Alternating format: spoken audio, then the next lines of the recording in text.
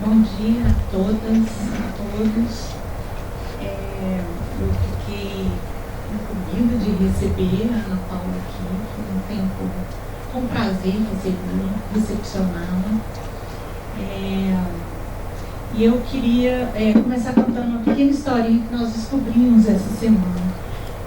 Há alguns anos atrás, nós desconfiamos que a gente teve um contato quando eu estava numa reunião de uma rede de professores de museologia, e a Ana Paula, essa jovem pesquisadora, me abordou dizendo: olha, professora, eu pesquiso os sítios de memória da ditadura, qualquer coisa que você quisesse respeito, eu estou à disposição. Atrevida, né? E a gente conseguiu se lembrar disso. E eu não me esqueço assim, dessa maneira assertiva da Ana Paula, né? E na verdade a gente foi se encontrar efetivamente alguns anos depois no programa de pós-graduação em museologia da URGS, né, da Universidade Federal do Rio Grande do Sul, quando eu tive o privilégio de orientá-la. Isso foi em 2020, ela defendeu em 2022 e em 2023 ela já estava aqui. Mas a Ana Paula tem uma trajetória longa, esse mestrado já era o segundo mestrado dela, depois de um doutorado. E aí eu não quero me estender muito na apresentação dela, mas eu gostaria de começar apresentando como ela gosta de se apresentar. E acho que tem um significado muito particular, né? Ela sempre, isso está lá no escalador dela, eu acho que também no lápis, né? Ela se apresenta como paraibana, filha de Dona Wanda e mãe da Clara. Eu acho que essas informações, assim, convivendo com a Ana Paula, nós que somos muito mineiros, né, muito reservados, a gente fica assim, um pouco assustado. Mas essas informações, eu vejo que elas são cruciais para a Ana Paula. Eu entendo assim, que esse lugar de onde ela veio, a Paraíba, e esse novelo feminino no qual ela foi se formando como pessoa, né, como filha da Dona Wanda, mãe da Clara, né, é o norte, digamos assim, é a bússola que traz as inquietações para ela na vida, né? Tantas inquietações intelectuais, uma certa sensibilidade em relação ao mundo, as inquietações afetivas. E eu me pergunto até que ponto, né, esse tema que ocupou doutorados, mestrados, né, que são memórias traumáticas, no fundo, não é uma forma também de... não é resultado um pouco dessa trajetória dela, né? Não que ela tenha vivido uma memória traumática pra gente, mas eu acho que ela esteve muito perto de ver isso, muito perto dele, né? Então, assim, a gente sabe, né, por mais objetivo que a gente é na produção de ciência, os temas caem na nossa vida, não caem do céu, né? A gente encontra eles antes, né? A gente tem um histórico para abraçar determinadas questões, né?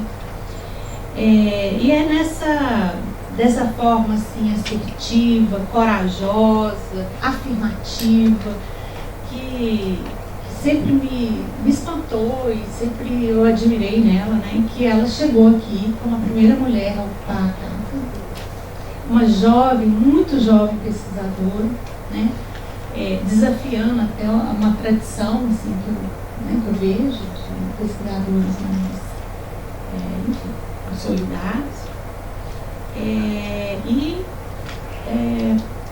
me deu esse prazer de passar, embora por muito pouco tempo, né, esse prazer de estarmos compartilhando a mesma cidade, uma vez até que nos conhecemos e passamos muito tempo tendo aula, orientação pelo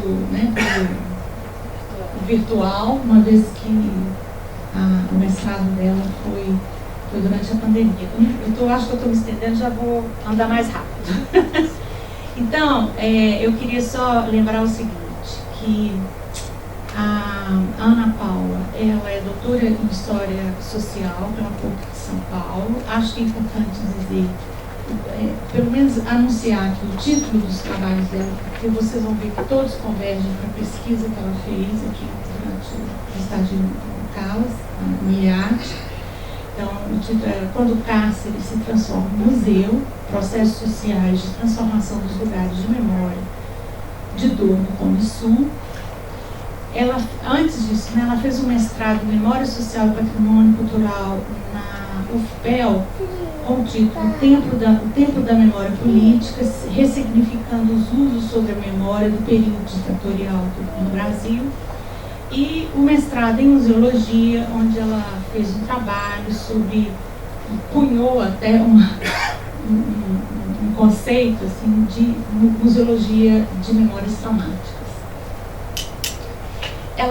Ela teve um percurso que eu acho muito interessante, e talvez assim eu me reconheça um pouco nesse percurso, de trabalhar em campo, de se dedicar às demandas de trabalho na sociedade e, a partir dessa experiência, trazer as inquietações para a universidade. Então, eu acho que isso sempre enriqueceu o pensamento dela, né? Então, ela atuou na Casa do Patrimônio de João Pessoa, na diretoria do Núcleo de Preservação de Memória,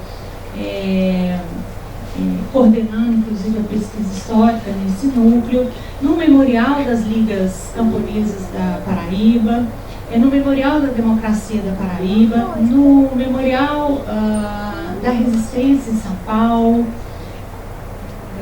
Resistência, estou certa. E por aí vai. Eu não vou aqui relatar todo o currículo dela, mas a Ana Paula, ela alia essa conexão com projetos, com experiências, com desafios que são colocados no dia a dia em relação à questão das memórias, particularmente da memória da ditadura, que é um desafio muito grande para nós. Ela transforma isso em seu objeto de pesquisa a partir dessas experiências. Então, assim, eu não vou me estender mais, deixo para a própria Ana Paula apresentar o trabalho dela. Durante esse tempo que ela esteve aqui, nós conversamos muito, trocamos muito. Ela teve a oportunidade de participar de algumas aulas e ministrar, né, na pós-graduação. Nós estamos planejando, né, como o tempo é muito curto, né, acho que a gente deixou algumas coisas ainda para serem realizadas. Então, a gente está tentando efetivar aí uma parceria com ela e a Rede Brasileira de Pesquisadores de Sítios de Consciência, para que a gente faça um seminário ano que vem, quando o golpe, né, faz 60 anos, um seminário que discuta, talvez não exatamente a ditadura militar, porque acho que vão ter muitos eventos fazendo isso, mas que discuta as dificuldades, traga para a mesa, para um debate, as dificuldades de implementar esses lugares de memória, de musealizar esses lugares de memória no Brasil, né? Então, assim, o que eu termino, eu gostaria de dizer que eu me sinto muito grata com a oportunidade de recepcioná-la. Acho que o IAT faz um trabalho fundamental. Gostaria de ter aproveitado mais, achei que passou tão rápido. E dizer que foi, de fato, um período de instigante, que está abrindo portas para a continuidade, porque eu acho que isso é o mais importante, né? Esses 3 meses é uma semente que se planta, né? E gostaria de agradecer a você, Patrícia, professora Patrícia, ao professor Estevão, pela recepção, pela acolhida, e agradecer a você, Ana Paula, pela amizade, pela convivência intelectual.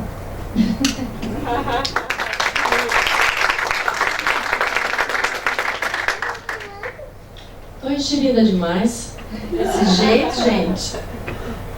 Bom dia a todas, todos, todes. Bom dia. Tem café lá fora, viu? Pão de queijo. Bom dia, gente. Bom dia. Melhorou, acho que a câmera agora pegou. Vocês pegaram em casa? Vocês vão ver depois.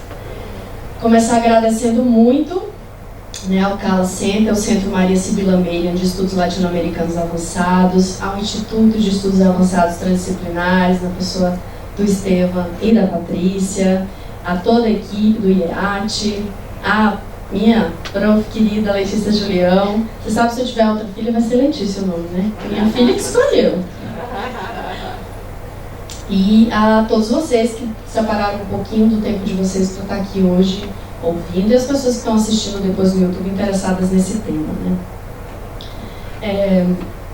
Tem coisa chique aqui para passar, né? Essa imagem que vocês viram também no banner aí fora é um convite para vocês acessarem o podcast que chama-se provocativamente Memória para Quê?, que é um dos resultados dessa cátedra do Cala Center no IEAT, né? A cátedra, a Patrícia já falou e já está bem claro, mas eu quis trazer essa foto minha com a minha filha Clara, lá na Escola de Ciências da Informação, que foi onde a Letícia me recebeu fisicamente. E aí eu trouxe um trechinho das minhas redes sociais que eu coloquei lá. Vocês sabem, né, que o Brasil é o 4º país que mais consome redes sociais por dia no mundo. A gente consome cerca de 7 horas diárias. Então, a gente publica bastante coisa, né, nas redes. Não vou fazer propaganda, não. Mas eu queria só ler um trechinho que eu coloquei, que estou na Universidade Federal de Minas Gerais com minha filha de 4 anos. Seu nome também está no contrato feito pela Universidade de Bielefeld como beneficiário de subsídio familiar. E eu, como mãe pesquisadora, não poderia estar mais feliz. Pesquisadores felizes têm o melhor rendimento. Pessoas felizes tornam o mundo, e não somente o mundo do trabalho, melhor. E com isso eu faço, registro mais uma vez que eu sou a primeira mulher dessa cátedra específica no IEAT e que venham muitas mais outras mulheres, né? O coletivo Parent Science, que é um coletivo de mulheres acadêmicas, cientistas, coleta todos os anos os resultados da produção e participação das mulheres na academia. E agora, em 2022, somente 27% das bolsas de produtividade acadêmica do CNPq foram destinadas às mulheres. E quando a gente coloca na balança mulheres que são mães, biológicas ou adotivas, esse número despenca ainda mais, né? Então, por mais participação das mulheres na academia, nos espaços de poder, e que a maternidade não seja um empecilho para nada. Então, queria muito agradecer à Universidade Federal de Minas Gerais por ter recebido a mim e a minha filha também. Muito obrigada. Deixa eu voltar só rapidinho aqui. Eu queria começar essa conversa com vocês com um texto que eu publiquei no jornal, o jornal A União, um jornal lá na Paraíba, e é um texto que diz assim: essa menina democracia seria uma mulher? Foi publicado em 2020 na coluna Janelas da História, da Fundação Casos e América. Vou fazer uma leitura, peço licença. Carismática, forte, sedutora e que acolhe. Nasceu para ser como o sol e brilhar para todos. Veste renda renascença e caminha com os pés livres e descalços. É uma jovem aventureira, mas sabe que seu destino revela um ato contínuo. Por isso, todo dia trata de aproveitar cada segundo que move os seus caminhos. Seu parto foi sofrido, difícil. Perdurou por 21 anos nos corredores do Hospital Pátria Não Livre. A sala de parto ficou cheia de sangue. Muitas enfermeiras, enfermeiros e doulas que ajudaram no nascimento da menina não puderam conhecê-la. A via de parto não foi a sonhada por sua mãe, mas foi a possível para que ela nascesse saudável. Herdou todos os paninhos da sua irmã mais velha, a Anistia. Era um enxoval de algodão colorido, puro, costurado por muitas tias. Seu nascimento foi um dia de muita festa. Nas casas todos sorriam e nos quartéis alguns choravam. E até no estrangeiro veio gente para reencontrá-la. Nascida em 1985, ofereceu seus primeiros passos a um país cheio de medo e desigualdades. Os artistas ainda não se sentiam seguros para criar livremente. Aos poucos, as cores voltaram a colorir as cidades. Com esse sopro inicial de liberdade, as notícias começaram a chegar nas salas das casas. nas calçadas e nos bares. Mineiro conhece bem. A dose podia ser acompanhada de qualquer comentário político, sem ocorrer nenhuma prisão por isso. Depois que ela chegou, muita coisa foi transformada. Corajosa, valente, a menina é filha da resistência. É ainda muito jovem, mas sua mãe tem esperança de que ela conserve o ímpeto juvenil, aquele que os jovens têm, utópico, de transformar o mundo, de torná-lo menos desigual.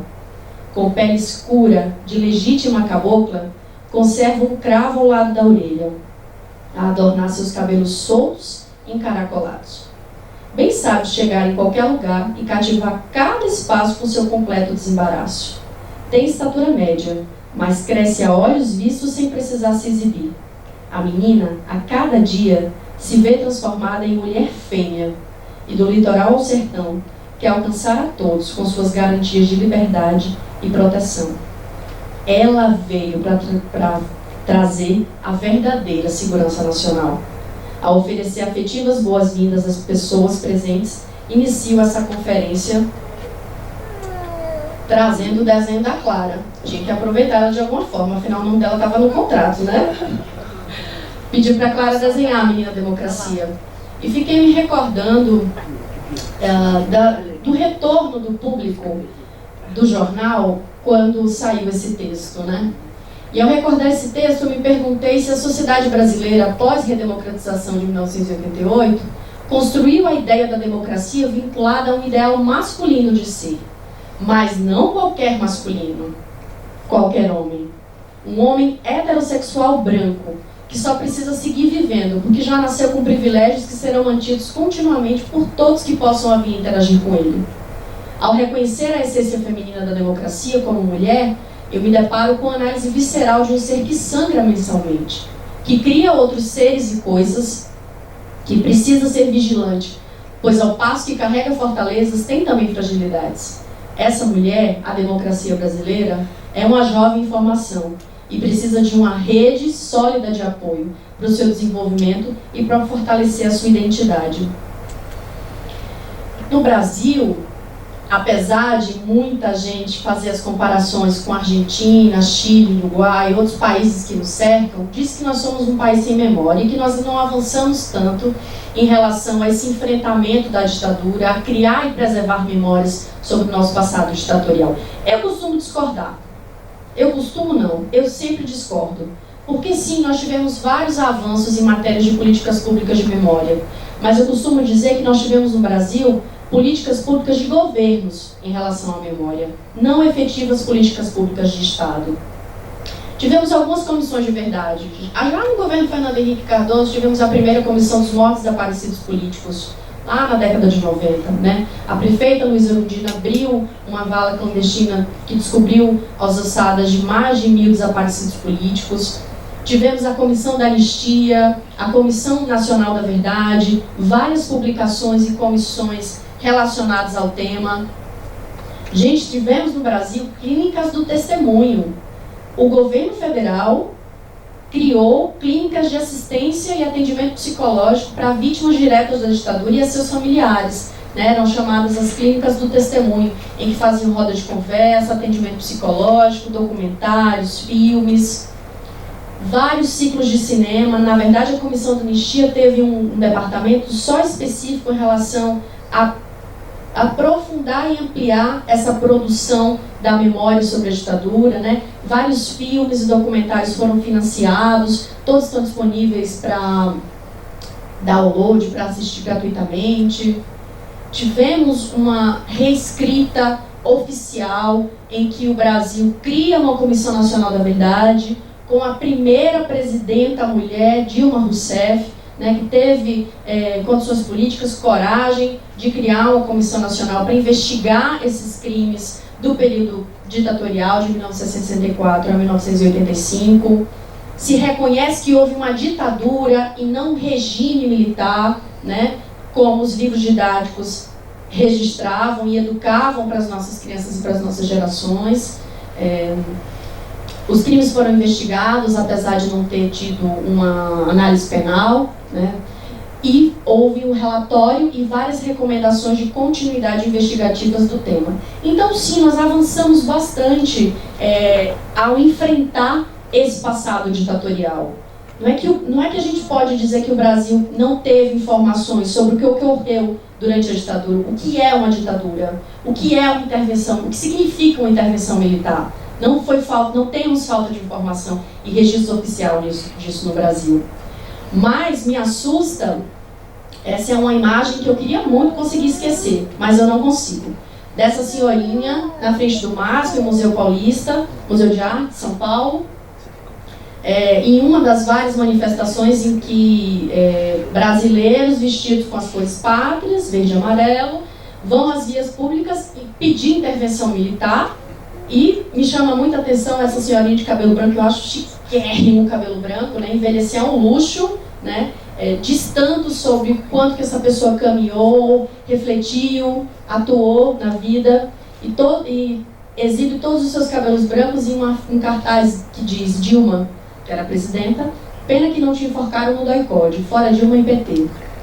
DOI-CODE é a sigla de um dos maiores e mais terríveis centros clandestinos de detenção, tortura e assassinatos de civis durante o período ditatorial em São Paulo. A imagem que vocês veem do lado é a imagem do jornalista Vladimir Herzog, que foi assassinado no DOI-CODE, em que ele se apresentou voluntariamente, depois de uma convocação, no seu trabalho, na TV Cultura, e é uma fotomontagem, né? Vocês veem por vários elementos que demonstram que esse homem não se suicidou, ele não se enforcou, não tinha condições físicas aí, né? Mas a ditadura, os militares, durante a ditadura, tinham uma preocupação de registrar tudo, de criar áreas de legalidade das suas ações. Então, intervenção militar é um termo que vem marcando a nossa história contemporânea brasileira, né? E aí eu me pergunto, será que a gente está se acostumando com isso, né? Essa evocação das memórias ditatoriais para atacar a democracia, né? Com maior ênfase, mas na nossa história contemporânea, desde o período de 2016, a gente vê isso com muita ênfase nas ruas, nos jornais, nas redes sociais. Será que a gente está acabando naturalizando esse tipo de reivindicação? E aí tem uma metáfora que pode ser percebida como um ditado popular no Brasil sobre o sapo na panela. Não sei se vocês já ouviram falar, né? Conta a história que, ao lançar o sapo numa panela e colocar água para ferver, ele vai pouco a pouco gastando sua energia para adaptar a temperatura do seu corpo à temperatura da água. Então, quando a água vai fervendo, o sapo não dispõe mais de energia o suficiente para pular da panela. E aí essa imagem do lado esquerdo da tela, né, que vocês estão vendo. E aí eu fico me perguntando, será que o povo brasileiro, as autoridades, os diversos meios de comunicação têm despendido muita energia, sobretudo na última década, regulando a temperatura do nosso corpo social, da democracia? Mas a temperatura da água, e não só da água, né? A gente está sentindo aqui o calor dessa semana em Minas Gerais, foi excepcional, não só em Minas Gerais, vocês não estão vendo, mas está todo mundo rindo aqui, sentindo na pele. Será que a gente está gastando tanta temperatura assim para regular? E será que a gente vai acabar com esse sapo do conto popular, sem energia para pular da panela? Então eu chamo a atenção para essa normalização das intervenções militares, dos pedidos das intervenções militares, né? E aí na imagem do canto direito superior da tela, vocês veem uma das muitas imagens dos acampamentos que foram instalados no Brasil logo após a vitória do atual presidente, o Lula, e desde outubro de 2022, muitos apoiadores de Bolsonaro e cidadãos antidemocráticos ocuparam a frente de centenas de quartéis do Exército Brasileiro, né? Os acampamentos dispunham de boa infraestrutura, banheiros químicos, churrasco, cobertura digital apurada, né? Tem vários jornais que colocavam como que eles compartilhavam energia para todo mundo ter o seu celular carregado para compartilhar nas redes sociais. Lembra que eu falei para vocês o tanto que de horas que a gente fica nas redes sociais no Brasil, né?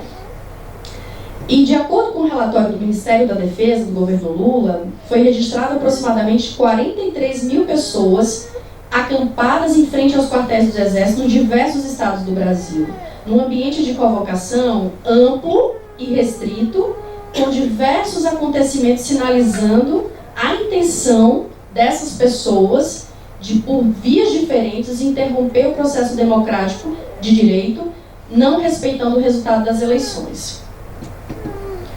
E aí a gente traz já alguns desses atos mais concretos desse discurso que foi elaborado desde o fim de outubro, né? Aqui vocês veem duas imagens, a imagem da diplomação do presidente Lula com o Alexandre de Moraes, do Supremo Tribunal, e no dia 12 de dezembro, nesse contexto da diplomação, ocorreram várias situações e atos de vandalismo e terrorismo em Brasília, né? O ministro Alexandre de Moraes decretou a prisão de um dos articuladores de vários atos golpistas em Brasília. Eu não vou dizer o nome dessas pessoas, porque como historiadora eu não vou contribuir com o registro dessas pessoas na história. Mas um dos presos incitou várias outras condutas ilícitas e atos antidemocráticos, né? Em resposta a essa prisão determinada pelo ministro Alexandre de Moraes, de um dos terroristas, vários manifestantes explodiram ônibus, veículos, fecharam vias, depredaram prédios públicos e tentaram invadir a sede da Polícia Federal. E aí eu chamo a atenção desse registro específico de baixo, aí desse carro, na frente de um posto de gasolina, ou seja, um território altamente tóxico, propenso a uma explosão de grandes proporções. Essa é uma imagem da EBC, né? Que são fotografias feitas pelo governo federal, com livre acesso.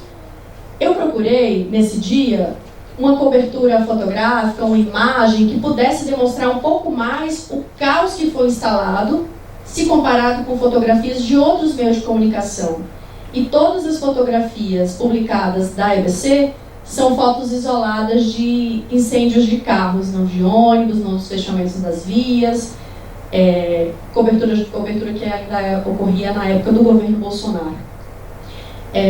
Na imprensa, os jornais noticiavam para o dia 12 de dezembro atos como vandalismo de bolsonaristas radicais, atos de vandalismo, vandalismo de bolsonaristas, protestos violentos de apoiadores de Bolsonaro, bolsonaristas inflamados atacam a Polícia Federal e queimam ônibus, entre outros termos que deram conta de comunicar sobre um descontentamento de cidadãos brasileiros sobre o resultado das eleições. Mas será que foi só isso? Será que era só um descontentamento? Quando a minha filha está descontenta, ela no máximo se joga no chão, mas ela não faz coisa muito mais grave que isso, não. Assim, acho que a gente também precisa começar a nomear melhor as coisas, né? E não ter medo de nomear adequadamente. Chama a atenção também a busca realizada nesse acervo fotográfico, né? Dando cobertura muito limitada e focada. Mas os crimes, né? Essa tentativa de invasão à Polícia Federal, essas ações todas eram contra o sistema eleitoral brasileiro. Não era um descontentamento partidário somente, né? Um outro ato muito grave foi no dia 24 de dezembro, véspera de Natal, né? Em que se tentou explodir um veículo carregado de explosivo, carregado de querosene, próximo ao aeroporto de Brasília. O mentor intelectual e a pessoa que estava fazendo a ação foram presas. O delegado que prendeu o empresário, um dos empresários que foi preso, né, no mesmo dia do atentado, disse à imprensa: ele, o empresário, confessou que realmente tinha intenção de fazer um crime no aeroporto, que seria destruir um porte ou algo do tipo para causar o caos, e o objetivo dele era justamente chamar a atenção para o movimento que eles estão empenhados. A imprensa divulgou nos vários veículos de comunicação trechos do auto de prisão, em que o terrorista teria afirmado que, ultrapassado quase um mês de todos os acampamentos em Brasília, nada aconteceu. Então eu resolvi elaborar um plano com os manifestantes do QG do Exército para provocar uma intervenção das Forças Armadas e a decretação de estado de sítio para impedir a instauração do comunismo no Brasil. Essa história de impedir o comunismo no Brasil, se vocês analisarem, vai e volta ao longo do tempo, né? Não só no Brasil, né? Mas resulta fundamental analisar esses acontecimentos prévios ao 8 de janeiro, né? E aí a gente chega a essa foto emblemática do ataque de um dos prédios, né? Esse terrorista com a blusa do Bolsonaro, outros com a camisa do Brasil. E o que aconteceu no dia 8 de janeiro, né? Tem pessoas que já perguntando, o que você está fazendo agora aqui em Minas Gerais, Ana Paula, ciganinha viajante? Eu disse, estou investigando o 8 de janeiro. Quem que foi mesmo? Né? Recentíssimo, né? E aí eu digo para eles, né, que era um domingo chuvoso e frio em São Paulo, e eu lembro de um café da manhã bem demorado com a minha família, e uma caminhada até o supermercado. O supermercado é o ponto preferido dos pais com filhos. Vocês vão ver, quem tem filho, quem vai ter. E depois do almoço, eu lembro de ter ligado a TV e me deparado com a sensação de medo pelo futuro do país. A minha casa já foi alvo de ameaças de bolsonaristas. Eu tenho um portão vazado, uma casa grande, e estampava uma grande bandeira escrita Fora Bolsonaro. Além de várias ofensas verbais que ouvi ao longo do período eleitoral, prévia à votação do segundo turno, um carro com um homem armado, no carona, passou em frente à minha porta de arma em punho e atirou na árvore, que tem do lado da minha casa. Eu estava na porta com a minha filha de 4 anos e fiquei paralisada por alguns minutos antes de acionar a polícia, que chegou minutos depois da denúncia, para fazer a ronda no bairro atrás do veículo. No dia 8 de janeiro, a memória dessa paralisia foi reativada, mas dessa vez não havia onde denunciar. Não me restava nada a fazer além de dizer nas redes sociais: isso é terrorismo, crime contra a segurança nacional. As primeiras notícias sobre a invasão dos prédios públicos começaram a ser veiculadas no meio da tarde daquele domingo. E o mundo todo esteve atento ao que acontecia com a democracia no Brasil. O que ocorreu no Brasil no dia 8 de janeiro de 2023 foi um ataque à democracia, não somente a depredação a bens móveis integrados e imóveis públicos.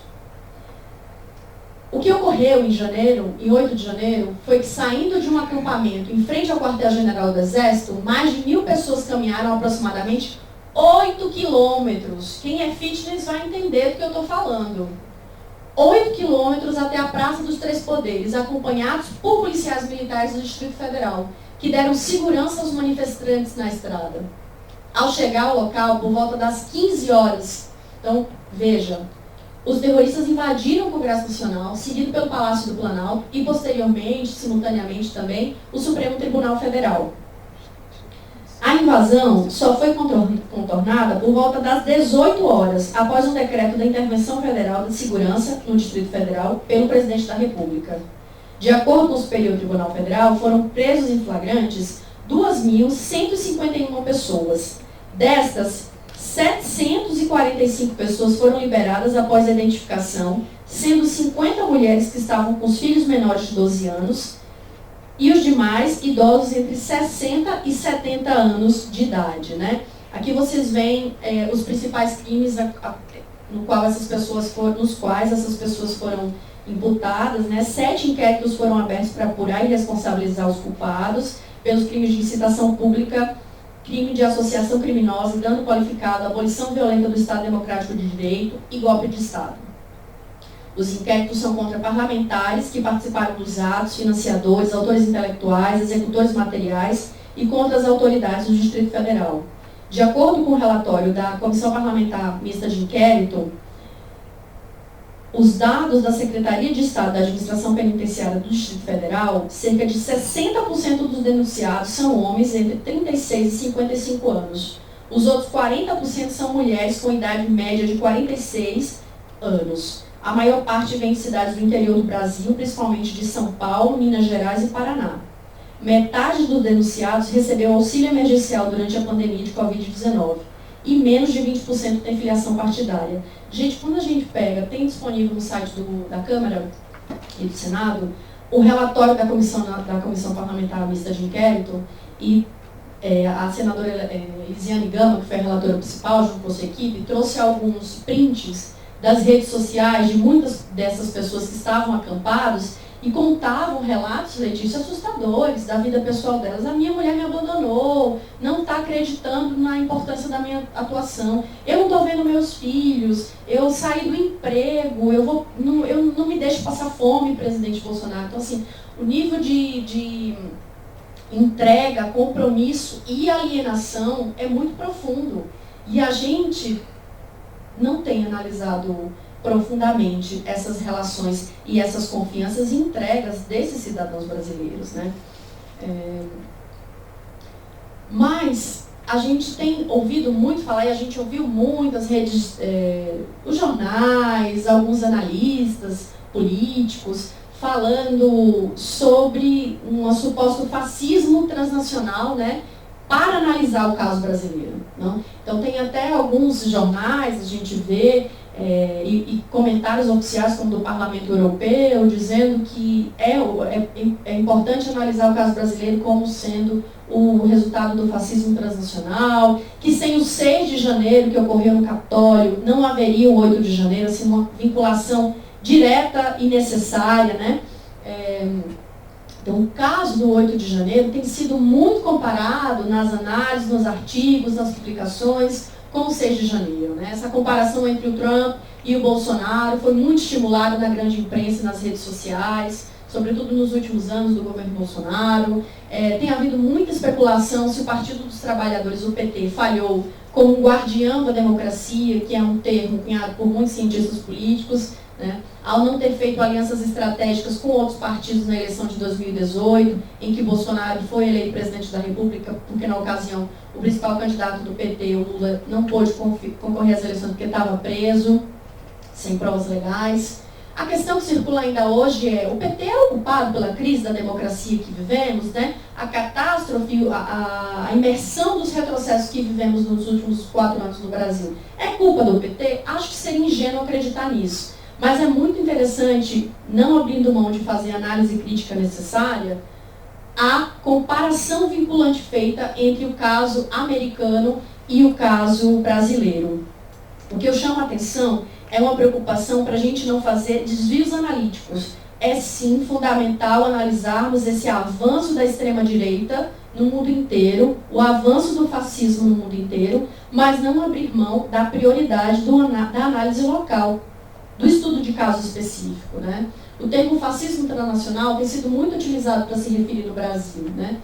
Sobretudo pela tentativa de invasão, pela invasão em si, né, que ocorreu no Capitólio dos Estados Unidos e na Alemanha também. Mas o sistema eleitoral brasileiro é completamente diferente dos Estados Unidos. Né? Ao contrário do Trump também, Bolsonaro não era um outsider. Ele era um político, sempre foi um parlamentar com um caráter duvidoso, mas eleito e reeleito em várias ocasiões. Né? Com uma longa trajetória política construída após a sua reforma compulsória para um nome bonito, chique, para dizer expulsão, né? Por insubordinação durante o período ditatorial. Aqui tem uma imagem do Bolsonaro enquanto parlamentar ainda, na frente do seu gabinete, com um cartaz escrito Desaparecidos do Araguaia. E aí um desenho de um cachorro com osso na boca e a frase, quem procura osso é cachorro, em referência aos familiares das vítimas dos desaparecidos políticos no Araguaia, sobretudo das mães que procuram os restos mortais dos seus filhos até hoje. Então, esse é o parlamentar que foi eleito presidente da República, mas que não é um outsider, diferente do Donald Trump, diferente do Milei agora na Argentina também. Né?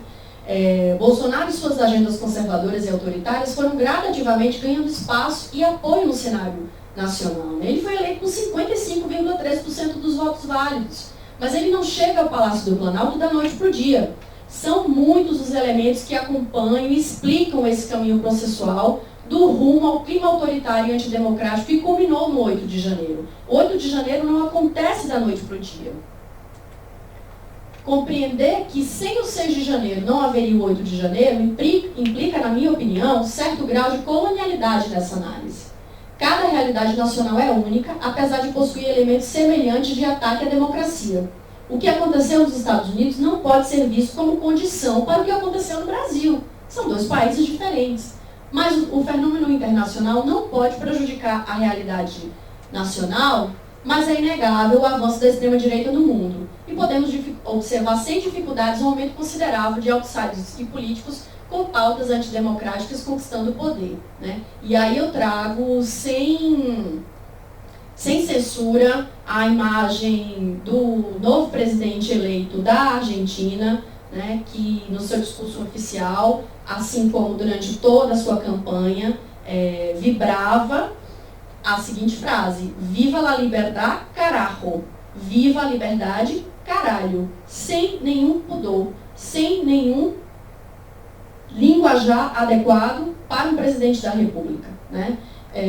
E aí o povo clamava, quem assistiu a transmissão ao vivo, né? E depois as notícias que saíram da reação do povo argentino nas praças públicas à conquista do Milei, que é um outsider político de extrema direita, com pautas assustadoras para a América Latina e para o mundo inteiro, né?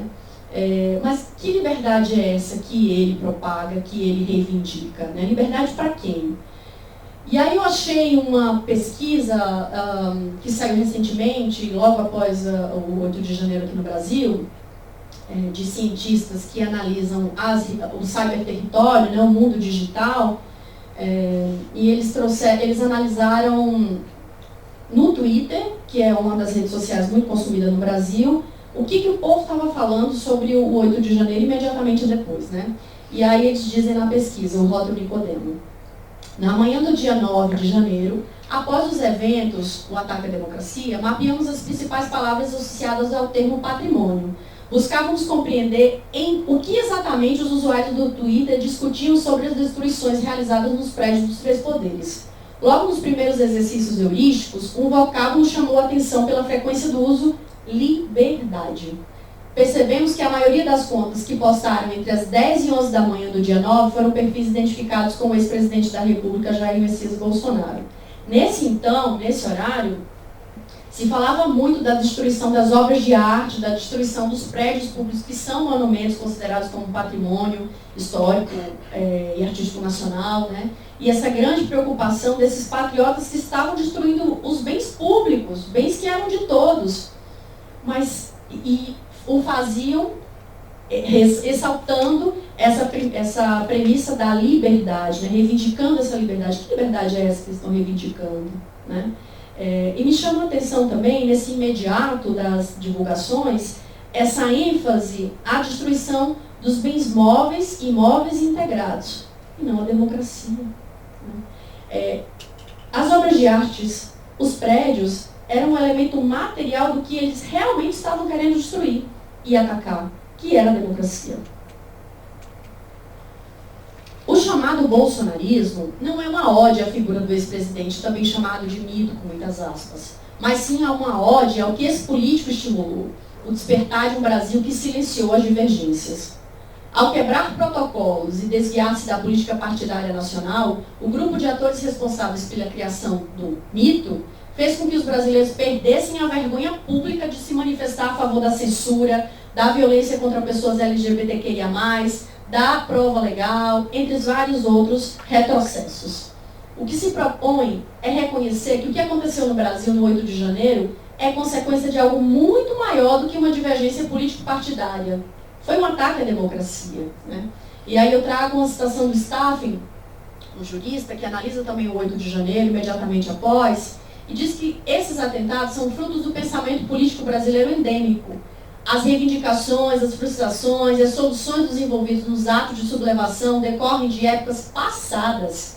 Os acampamentos que sucederam nas frentes dos prédios militares, os bloqueios das rodovias, as flutuações da Bolsa de Valores, a inflação de mensagens em redes sociais, concentrou e deu ressonância para sintomas que não nasceram com Bolsonaro.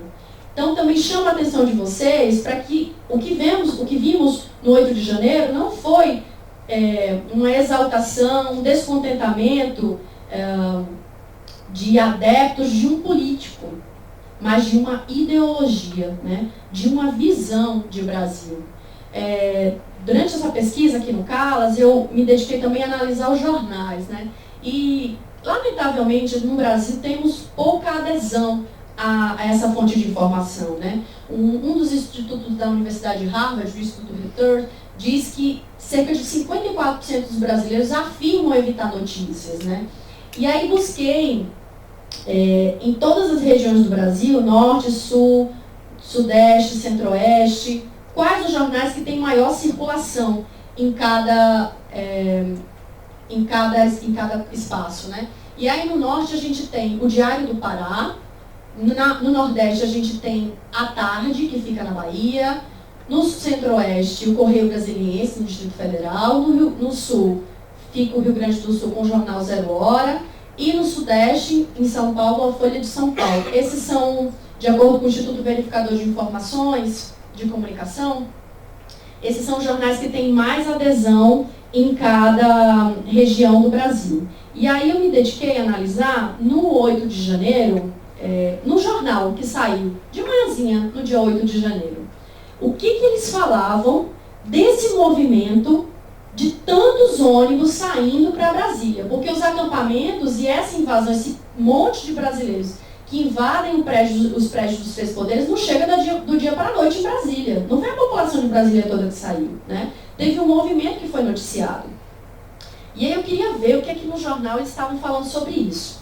E a Folha de São Paulo, no dia 8 de janeiro, publicou a seguinte frase do ex-presidente Hamilton Mourão. O silêncio ou protagonismo inoportuno e deletério criou um clima de caos e de desagregação social. Deletério é algo que destrói ou pode destruir. Mas destruir o quê? O resultado das eleições, o mandato do Lula, a imagem das Forças Armadas, a democracia. Eram muitas as possíveis respostas nesse contexto. Mas cabe perguntar, havia mesmo silêncio do ex-presidente da República? Sim. Após 2 dias, o ex-presidente agradeceu os mais de 58 milhões de votos recebidos, disse que cumpriria a Constituição e viajou para os Estados Unidos, o bonito. Bolsonaro não reconheceu a vitória de Lula e não cumprindo o ritual tradicional democrático de passagem da faixa presidencial. Mas as ruas e as redes sociais não estavam em silêncio. Os diversos acampamentos em frente aos quartéis estavam sendo pouco a pouco reduzidos e caravanas de ônibus se dirigiam a Brasília. De acordo com o ministro da Defesa, José Múcio Monteiro, o número de pessoas aglomeradas na porta das unidades militares caiu de 43 mil pessoas para cerca de 5 mil. Então avaliem a quantidade de ônibus indo em direção a Brasília. Nas redes sociais e grupos de WhatsApp, as promessas é que haviam condições adequadas para permanecer no Distrito Federal e uma intensa cobertura midiática foi promovida nos acampamentos. Mas o que os jornais repercutiram sobre esse 8 de janeiro? Na leitura das edições, eu busquei 3 códigos. As palavras acampamento, bolsonarismo e ato antidemocrático. Nas notícias que dispunham do código antidemocrático, foi possível encontrar alguns alertas sobre o risco iminente que esse movimento em direção a Brasília tinha. No jornal Correio Brasiliense, o alerta. As manifestações desse fim de semana, com apenas 7 dias de governo, indicam que a trégua do bolsonarismo radical não durará muito tempo. Ou o governo aproveita essa janela para retirar manifestantes das portas dos quartéis, ou não retira mais. Fecha aspas.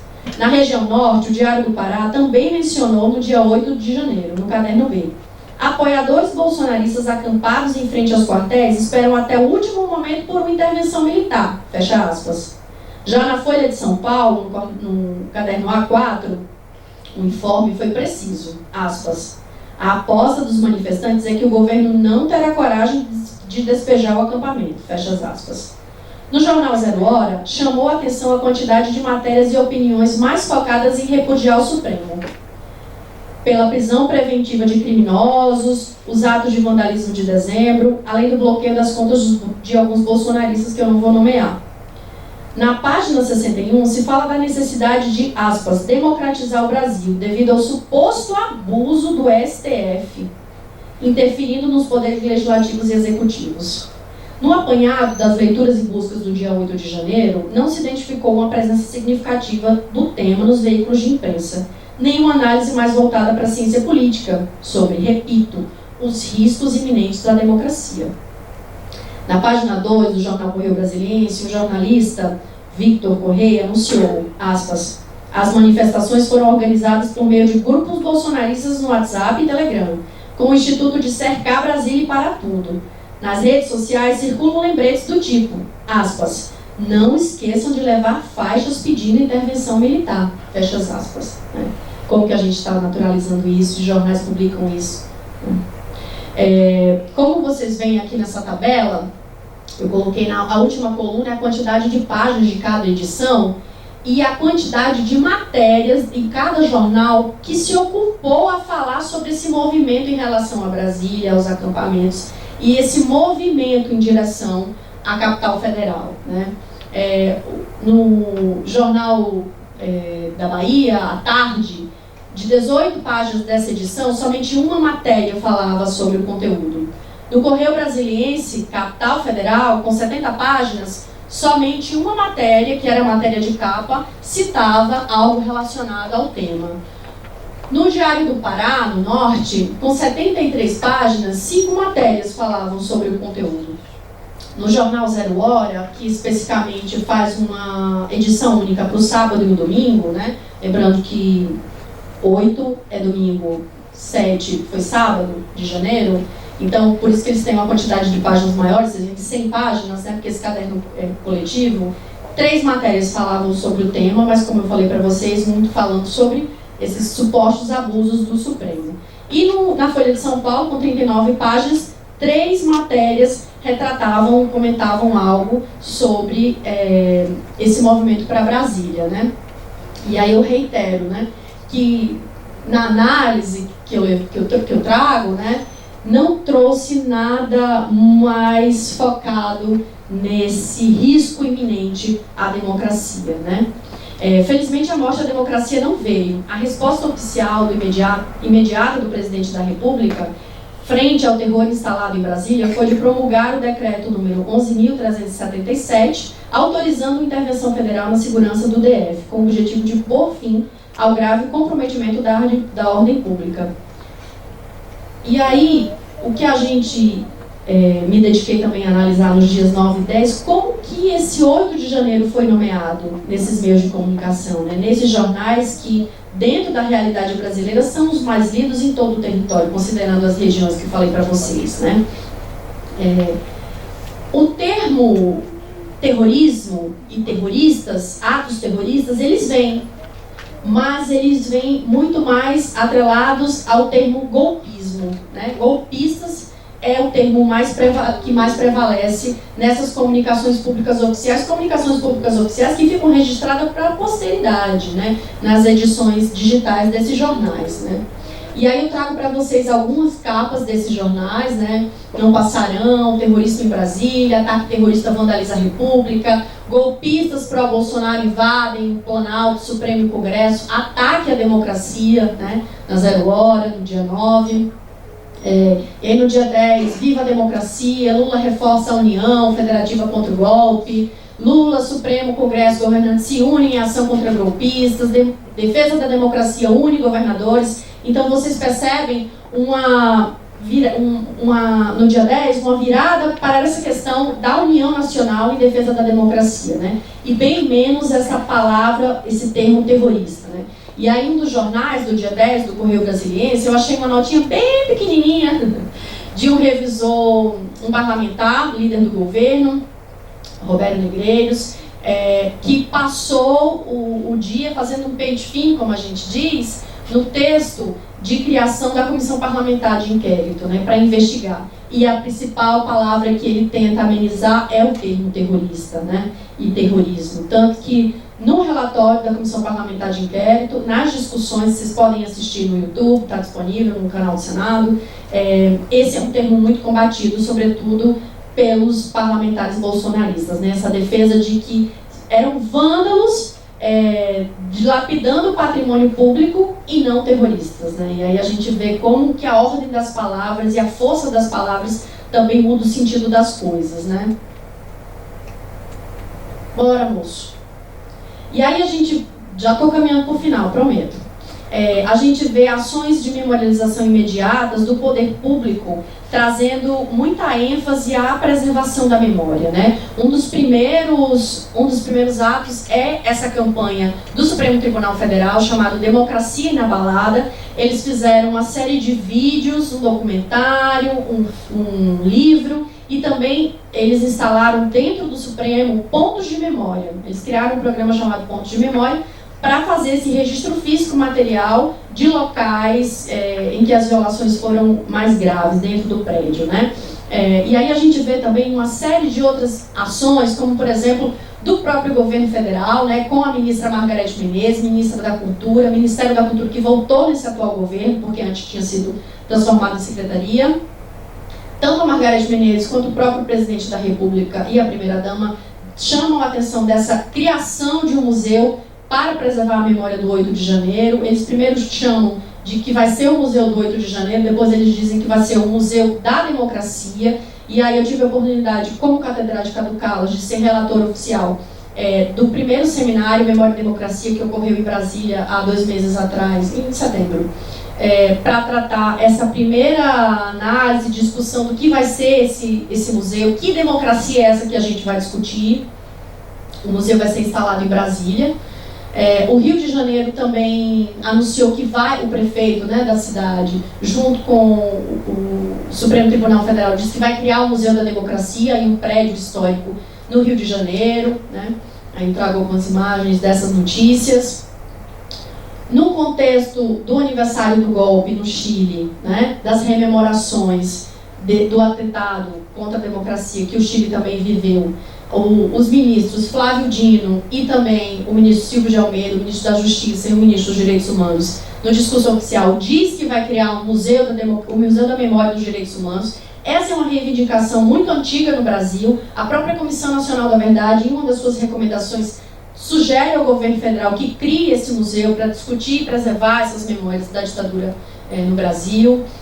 E a gente vê também uma grande preocupação do poder público de restaurar todas as obras de arte, todos os prédios, e de preservar também a memória dessa intervenção, né, desses danos. Aí eu trago no lado direito de vocês da tela, né, meu esquerdo, não, direito não, o contrário esquerdo. É uma matéria da Agência Brasil em que o presidente do IPHAN, o Leandro Graz, ele fala que tem alguns ajustes específicos, como tapeçarias, que talvez não sejam restauradas e sejam deixadas como estão, como estratégia de memória. Me chamou a atenção esse termo, estratégia de memória, né? Pensando, sobretudo, que memória é sempre feita no presente. Não é uma gavetinha que a gente puxa. Antigamente a gente fazia os fichamento de papel, né, Letícia? Ia fazer as apresentações com uns papelzinhos pequenininhos assim, duro, caro. Hoje a gente não usa mais isso não, já fica só com o celular, faz tudo. Mas a memória não é isso, que a gente vai lá e puxa. A memória é presente. Ela só existe a partir de uma ativação no momento atual. A partir de vários gatilhos, pode ser um cheiro, uma memória compartilhada. As evocações podem ser múltiplas, mas ela não é um resgate, algo que se puxa, é algo que se gere. Então, o presidente do IPHAN, que é o Instituto Brasileiro de Patrimônio Histórico e Artístico Nacional, dizer que algumas peças não serão restauradas, né, dado também o elevado dano sofrido, mas que elas também vão ser utilizadas como estratégia de memória, também fala de um entendimento de gestores do poder público que querem continuamente ativar essa memória em prol da defesa da democracia, né? Mas o que vocês percebem é que há vários elementos e há vários suportes de estratégias de preservar e comunicar e ativar essa memória do atentado à democracia, não somente do atentado aos prédios dos 3 poderes, né? E aí eu trago para vocês alguns outros espaços museológicos, sítios de memória e consciência, que já existem e outros que estão sendo criados para trabalhar com a democracia no Brasil, né? No canto superior, à esquerda, vocês veem uma sala do Memorial da Democracia da Paraíba, que foi criado e aberto com uma exposição temporária chamada Vozes, Vetos e Votos, curado pela Suelen e pela Fernanda, sob coordenação da Lúcia Guerra, na Paraíba, e é resultado do trabalho da Comissão Estadual da Memória da Paraíba, né? Aqui no canto inferior, do lado direito, vocês veem o Memorial da Democracia de Pernambuco, que está em Recife, também trabalha especificamente como resultado da Comissão da Verdade do Estado, né? Aqui do lado esquerdo inferior, vocês veem um print de um memorial digital, um museu virtual, o Memorial da Democracia, que traz uma linha do tempo e várias outras intervenções, painéis sobre a democracia no Brasil. E no canto superior direito, vocês veem um print também de um vídeo do Museu da Democracia do Paraná, que vai ser instalado em Curitiba. Eles estão em processo de pesquisa e avanço arquitetônico, encontrar o edifício, etc. Então, vai ser criado também esse Museu da Democracia no estado do Paraná. Mas, para finalizar, né, o lema do novo governo federal é União e Reconstrução. E o presidente Lula, em uma de suas lives nas redes sociais, pediu ao povo que as famílias se unam em nome da paz, para que essa união também ocupe as ruas e que as famílias parem de falar de política nas refeições. Deixe de seus amigos, deixe de sair para tomar uma cerveja com seus amigos para falar sobre política nos bares. Mas vale a pena perguntar, será que o silêncio sobre política é o caminho mais adequado para a União Nacional? Eu entendo a preocupação do presidente Lula de que o povo brasileiro precisa se unir, precisa voltar a conversar amigavelmente, a que as pessoas se vejam como pessoas, independente das suas opiniões. Mas essa estratégia de silêncio, a gente já viu ela antes. Na redemocratização, quando acaba a ditadura e entra na democracia, houve um pacto de silêncio, que eu chamo de silêncio institucionalizado, e aí rolou aquela frase péssima de quem gosta de passado é museu, vamos olhar para frente, a gente que trabalha em museu fica se contorcendo, né, assim, se revirando. E aí o que acontece é que, será que a gente está, como que a gente está entendendo política no Brasil, né? Política partidária é diferente de política. Política interfere no pão, gente, que a gente come todo dia como brasileiro, né? No preço da água que a gente precisa para tomar banho, lavar as roupas, né? Se refrescar nesse calor. Então, vale a pena perguntar de que política que a gente está falando? Como que a gente está entendendo política no Brasil? E aí a provocação, né, do título dessa pesquisa na cátedra, também do título do podcast, né? Memória para quê? Memória pode garantir o nunca mais? Esse nunca mais tão evocado desde a redemocratização, não só no Brasil, na América Latina e Caribe inteira, ele nunca mais é muito evocado pelos familiares dos mortos desaparecidos políticos, pelos ex-presos políticos, né? A memória tem esse papel? Eu acho que, considerando que o silêncio e o esquecimento foi utilizado na redemocratização brasileira após a anistia dos crimes da ditadura de 64, ou seja, é uma estratégia de reconciliação nacional conhecida no território nacional, nota-se que a política brasileira foi reduzida a paixão partidária e desestimulada no cenário nacional na contemporaneidade. Com maior profusão desde o impeachment da Dilma, em 2018, extremistas ocuparam as ruas e as redes sociais pedindo intervenção militar para preservar o Brasil. E o fizeram com a defesa espúria de liberdade de opinião. Entendo que a memória não pode ter esse peso de ser a salvadora, pois não corresponde a ela esse papel. Ela sozinha não deveria ser percebida como responsável por evitar novos crimes contra a democracia, novos crimes de lesa humanidade, concretizar esse nunca mais tão sonhado na América Latina inteira.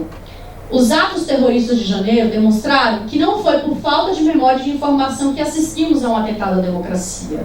O Chile, que eu falei há pouco, por ocasião da visita do Dino e do Silva de Almeida lá, no Museu dos Direitos Humanos e da Memória, o Chile viveu já na redemocratização, imediatamente após a redemocratização, o Chile já criou sítios de memória. Foi o primeiro na América Latina e Caribe a transformar um antigo cárcere em um museu, a Corporação Pacto por la Paz Vila Grimaldi, em 1999. Né? Eles avançaram muitíssimo em matéria de política pública de Estado sobre a memória da ditadura, mas isso não impediu as várias manifestações e agressões, a quantidade de vítimas da violência da polícia aos manifestantes, né, em 2019.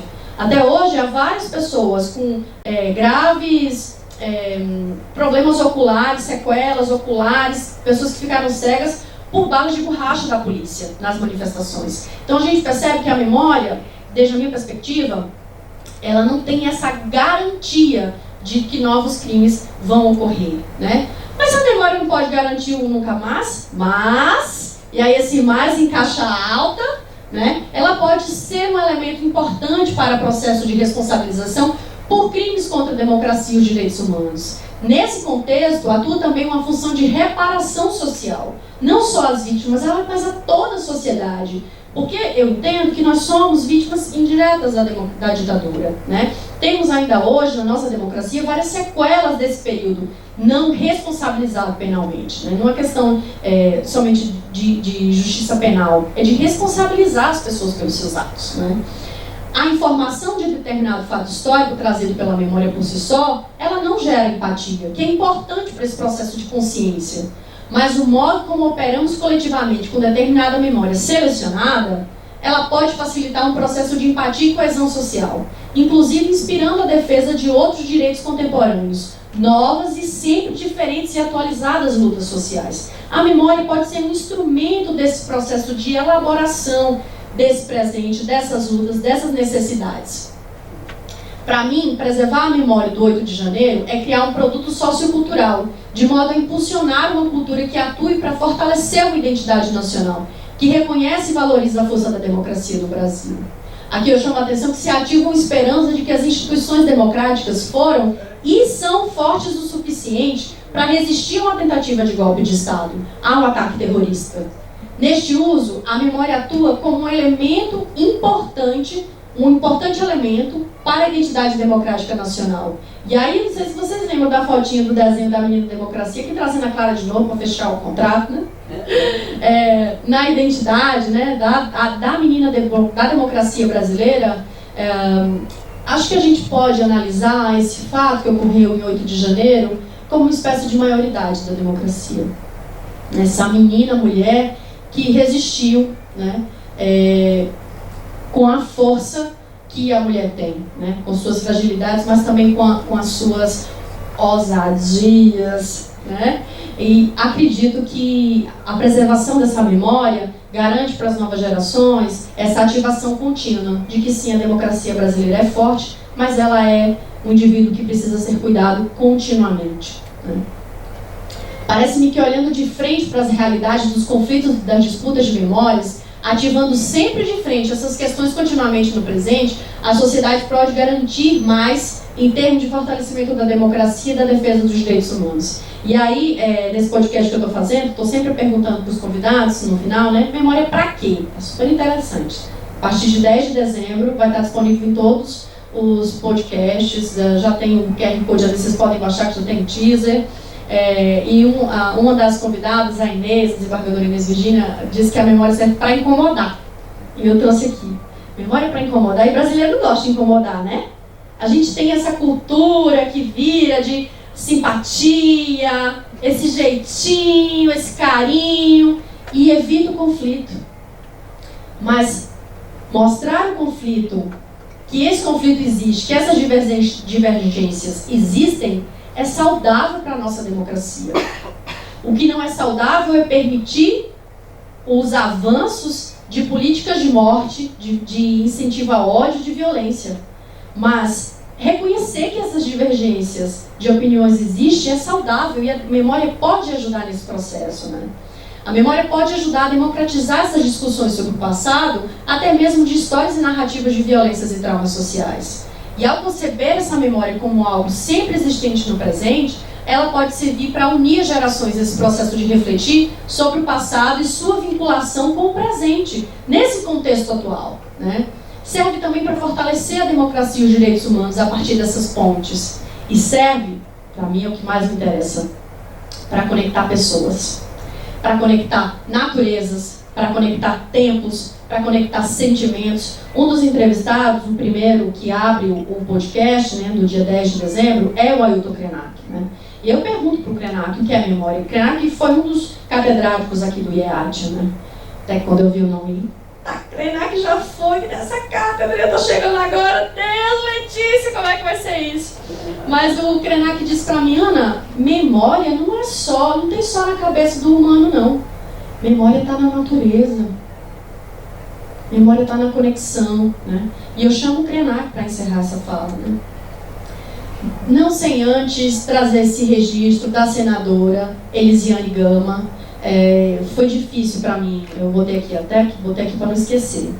Assistir às audiências públicas da Comissão Parlamentar Mista de Inquérito do 8 de janeiro, especialmente o dia da votação, foi extremamente difícil e doloroso.